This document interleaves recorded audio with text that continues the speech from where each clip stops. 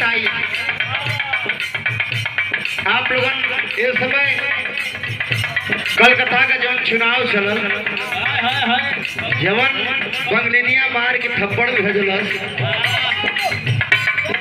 जवन थप्पड़ मार के भेजलस बंगलिनिया की एकदम था लग गई।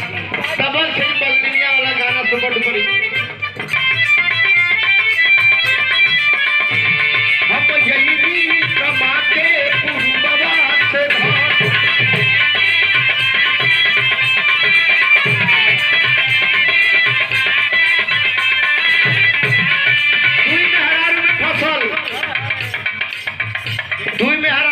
फंस गई, उलझ गई।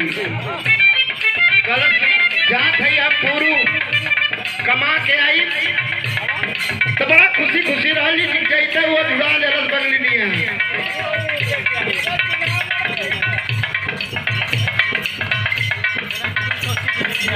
आओ तना में 200 सीट लेके आई।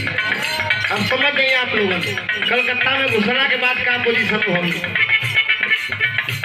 हम यही कमा के पूर्ववा से